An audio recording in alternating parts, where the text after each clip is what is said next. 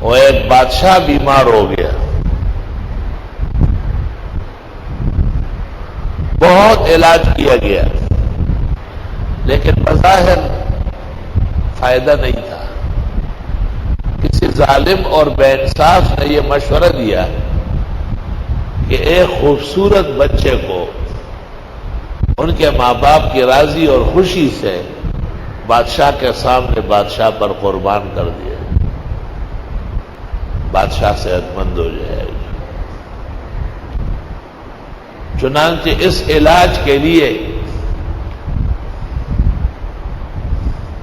ایک خاندان کو راضی کر دیا گیا، اور بادشاہ نے خزانے کا منہ کھولا اور بے انتہا سونا اور چاندی ان کو دے دیا گیا، اور وہ اپنے بیٹے کو دینے کے لیے رضامند ہو گئے۔ مفتی اعظم نے فتویٰ لکھا، قاضی القضات نے کہا کہ بادشاہ سلامت کی زندگی سے لاکھوں زندگیاں وابستہ ہے، اگر اس کی بچت ہو سکتی ہے تو ایک بچہ اس پر قربان ہو سکتا ہے۔ شیخ سعدی نے گلستان میں بڑے عجائب سے قصہ نقل کیا ہے۔ چنانچہ مقررہ تاریخ پر بچے کو لایا گیا، ماں باپ نے کہا ہم بادشاہ پر قربان کرنے کے لیے تیار ہیں۔ مفتی اعظم نے فتویٰ بتایا، قاضی القضات نے فیصلہ سنایا، اور بچے کو خوبصورت کپڑے پہنائے گئے جیسے قربان ہونے والے جانور کو سجایا جاتا ہے، اور بادشاہ سلامت اپنے پلنگ پر لیٹے ہوئے لائے گئے۔ جس وقت بچے کو میدان میں کر دیا گیا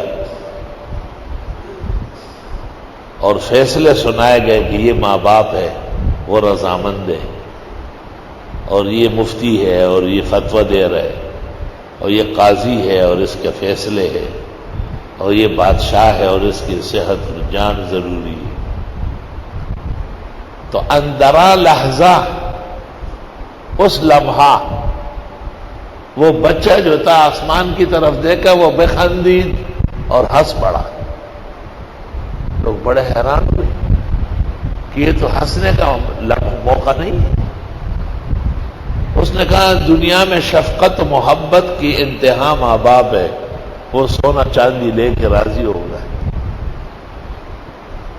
جب آدمی تنگ آتا ہے تو مذہبی لوگوں سے مدد مانگتا ہے، تو مفتی اعظم نے فتویٰ جواز کا لکھا،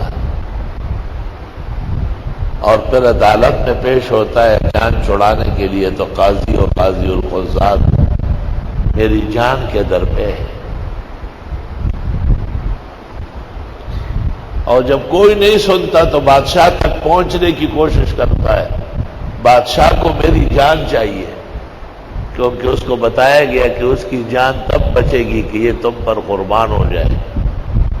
تو میں پوچھتا ہوں، وہ بچہ کہتا ہے کہ ایسے حالات میں جو نہ ماں باپ کام آئے، نہ مفتی صاحب کام کر رہے ہیں، نہ قاضی اور قاضی القضات کے ہاں میری بچت ہے، اور نہ بادشاہ میری جان اور زندگی مانتا ہے، تو جو بادشاہ ہے وہ بچانا جانتے ہو ایسے موقع۔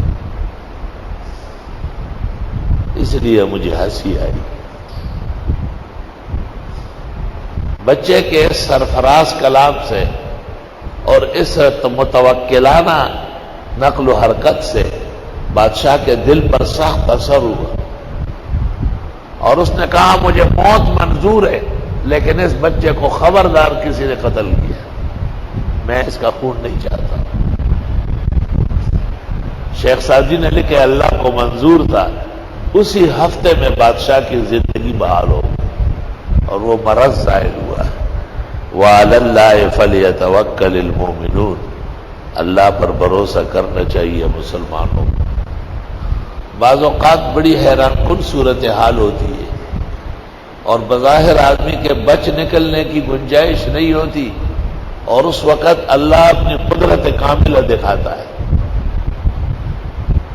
اللہ ایک حقیقت ہے، اللہ ایک زوراور ہے، اللہ تمام قدرتوں کا مالک ہے. یسبح للہ ما فی السماوات و ما فی الارض لہ الملک ولہ الحمد وہو علی کل شیء قدیر.